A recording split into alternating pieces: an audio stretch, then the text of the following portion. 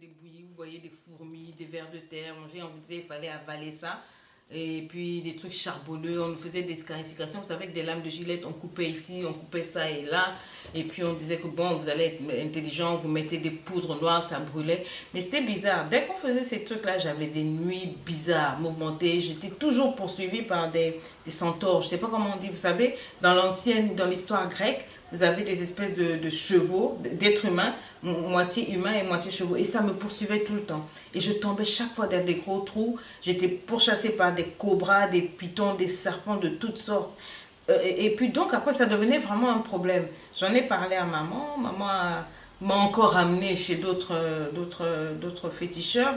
On était catholiques, on était chrétiens, mais c'est notre religion, c'était plus le fétichisme. Et donc là-bas, on m'avait donné des bagues avec des espèces de bracelets qu'il fallait porter pour la protection. Mais ce que j'avais remarqué, c'est que les études, au moins, ça allait jusqu'à ce moment-là. Mais dès que j'ai commencé à porter ces bagues et puis tous ces trucs qu'on m'avait fait là, dès que je rentrais en classe, je voyais bleu, je voyais rien. Le tableau était vraiment déjà noir, mais il devenait encore plus noir. Donc c'est comme si toute mon intelligence était partie. Et à ce moment-là, j'ai déclenché une espèce de maladie bizarre. Papa qui travaillait en ce moment avec maman, il travaillait dans une grande compagnie aérienne, avait cette facilité de billets là. Donc on m'a emmené au Canada, on m'a emmené en Suisse, un peu partout pour essayer de me soigner, puisque chaque fois, à une certaine période dans le mois, je devais me gratter à sang. Je devais gratter le corps, je devais gratter le sang. Oh, et il n'y avait rien pour faire. On me faisait des injections de Pévaril pendant des mois et des mois, mais rien n'y faisait, on ne trouvait pas la solution. Et donc j'ai continué comme ça. Et j'ai basculé, comme je disais, dans une délinquance, mais terrible, terrible. Ma mère ne pouvait rien faire, je sautais le mur, je fumais, je buvais, j'avais rasé les cheveux de part et d'autre. Donc ici, c'était complètement rasé, là, c'était rouge, jaune, vert, de toutes les couleurs. Et j'en voulais au monde. Et j'en étais arrivée à payer même des gens, des gangsters. Je disais, le jour où vous trouvez mon père, tuez-le pour moi. Tuez-le, c'est tout ce que je veux. On ne doit pas être deux à vivre sur cette terre parce qu'il m'a fait trop de mal. Mais quand je dis que je haïssais les hommes, au travers de mon père, je haïssais vraiment. Et donc ma mère, elle en souffrait, mais qu'est-ce qu'elle pouvait me dire? Elle ne pouvait pas me dire grand-chose. Donc voilà, on vivait avec elle. Elle essayait de nous donner tout ce qu'elle pouvait, comme affection, comme amour. Mais bon, je trouvais que c'était pas ça. Donc je sautais le mur, la grande danseuse, la Congolaise. Vous savez, les Congolais sont aimés en Côte d'Ivoire. Donc là-bas, c'était vraiment Sonia, je danse, j'attirais du monde dans les boîtes de nuit. Quand je vais en boîte, je ne payais pas. Je pouvais rester là, je danse jusqu'au matin, je sors les nouvelles phases, les nouvelles danses. Donc voilà, c'était Sonia, j'étais très très très connue, j'avais des millions d'amis. En soi, il n'y avait pas Facebook, mais c'était vraiment des vrais amis, ce n'était pas des amis virtuels. Donc j'avais du monde, j'avais toujours du monde autour de moi, mais ce n'était pas des personnes de qualité. Et dans la journée, je riais, tout allait bien, mais la nuit, quand j'allais dormir, c'était des cauchemars, c'était des trucs bizarres. Et jusqu'au jour où je suis tombée dans un guet-apens de ces mêmes amis là avec qui je circulais et avec qui on agressait les gens pour prendre de l'argent à Port-Bouët, un peu partout par là-bas. Et je me suis faite violer. Et c'est comme ça que j'ai perdu ma virginité. Et alors là, la haine pour les hommes est partie vraiment en vrille. Elle est vraiment partie en flèche. Et j'étais prête à en découdre avec tout ce que j'avais, tout ce que je voyais de la vie. C'était vraiment haine et trahison. Et au bout d'un temps, un jour, ma mère est venue me dire, mais tu sais Sonia, j'ai rencontré un homme qui m'a tout dit de ma vie. Est-ce que tu voudrais pas venir prier avec nous? J'ai dit, prier? Moi? Non. Moi, quel genre de prière je peux faire? Je ne suis pas intéressée. Tu peux garder tes prières. Dis-leur que vraiment si Dieu existe, eh ben dis donc qu'il a du travail à faire. Ça c'est un. Et le Dieu, s'il y a un Dieu, comment est-ce que je peux être en train de souffrir comme ça? Je voyais tout noir autour de moi. Il y avait non seulement aucune liberté, aucun épanouissement. Je ne connaissais pas le Seigneur. Je ne connaissais même pas le sens de ma vie. J'étais convaincue que j'étais venue sur cette terre pour accompagner les autres et qu'il n'y avait rien d'autre à faire pour moi que de vivre, me laisser vivre et puis bon voilà. Partout où j'allais, on me faisait du mal. Et donc, tout ce background-là, tout ce que j'avais vécu faisait que j'étais une blessée vive. J'étais comme une abîmée de la vie et je ne pouvais rien voir de bien. Alors imaginez si vous avez une vue brouillée, vous finirez par tomber. Et je portais ces lunettes-là, cette vision-là, que ma vie n'avait pas de sens. Que Dieu n'existait pas et que même s'il existait, il n'était pas juste, il était mauvais, il n'était pas bien pour moi. Donc pour moi, on ne pouvait pas me parler de Dieu. Alors ma mère s'est mise à prier, à prier. Je voyais que sa vie changeait émotionnellement au bout de 2 ans, elle était bien. Puis un jour, elle m'a dit, écoute, tu vois, tu as l'habitude de sauter le mur pour aller en boîte. pour aller danser. Et quand tu sautes, le pire, c'est que tu voles mes habits. Tu voles mes habits et puis tu coupes. Et puis quand tu ramènes, tu viens, tu remets dans mon placard avec l'odeur de la cigarette et tout. Vraiment, aujourd'hui, au lieu de voler, est-ce que tu voudrais pas simplement m'accompagner? Et puis après, tu viens, je te donne tous les habits que tu veux, je te donne l'argent pour les boîtes de nuit. Je dis, forget it, maman. Je n'ai pas besoin de ton argent pour aller en boîte. Moi, j'ai aucune boîte. Rien que mon nom sur les cartes d'invitation, ça fait entrer du monde dans toutes les boîtes de nuit d'Abidjan. Pas besoin d'argent. Elle a dit, oui, mais soit, mais aujourd'hui, je te donnerai des habits sans truc. Bon, d'accord. Et je suis partie. Vous savez quoi? J'ai porté la pire des mini. J'ai dit, on va voir ce prédicateur là par où il va passer. Et donc, avec mes cheveux, j'ai bien mis toutes les couleurs. J'avais des baskets noires avec des couleurs. Ici, c'était fluo rouge. Ici, c'était fluo vert. Et puis, je marchais. J'avais le sentiment d'être au top of the world. Et ce que j'ai oublié de vous dire, c'est que dans les fétiches, là, on m'avait donné un tissu noir. Je devais dormir souvent même avec un œuf. Un œuf qui ne devait pas se casser. Et aucune partie de mon corps ne devait sortir d'un pagne. On m'avait donné un pagne noir, juste où il fallait dormir dedans. Pendant des nuits, je ne comprenais pas tout, mais bon, je le faisais, hein. Je le faisais, mais quand tout le monde s'est débarrassé dans la famille de ce pagne noir, moi j'ai gardé et j'en ai fait un habit que je portais tous les jours pendant des années. Il ne se déchirait pas, il ne se rétrécissait pas, je le portais et vous savez quoi, sans même m'en rendre compte. Il y avait même des amis à l'école qui commençaient à chuchoter, à parler, mais moi c'était pas mon problème. Je portais l'uniforme à l'école, mais au quartier, j'étais toujours dans ma tenue noire. Et vous savez quoi? Je ne me rendais même pas compte. Ça se passe comme ça. Ma vision était vraiment floutée sur la vie. Donc, je ne me rendais pas compte que j'étais constamment en noir. Et donc, ce jour-là, j'ai accompagné ma petite maman pour prier. Et puis, dès que je suis rentrée, ce monsieur qui était là, qui conduisait la prière, m'a regardé et m'a dit, Jésus t'aime. Je lui ai dit, je crois voilà un qui est encore à l'ouest. Jésus va m'aimer. La suite, tout de suite. Alors, donc Jésus m'aime. J'ai dit, si tu savais ce que je faisais comme vie, si tu me connaissais, tu ne pourrais pas dire que Jésus m'aime.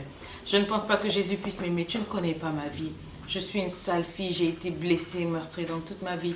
Tout ce que j'ai, en fait, je n'ai rien. Il m'a regardé 2 fois. Il a dit, je sais ce que tu crois, je sais ce que tu penses. Mais je voulais juste te dire que Jésus t'aime et que Jésus va t'utiliser d'une façon extraordinaire. Tu seras riche. Tu seras riche dans ta vie, dans ton cœur et dans tout. Tu seras heureuse. C'est la seule chose. Quand il l'a dit, je me suis arrêtée. J'étais, heureuse.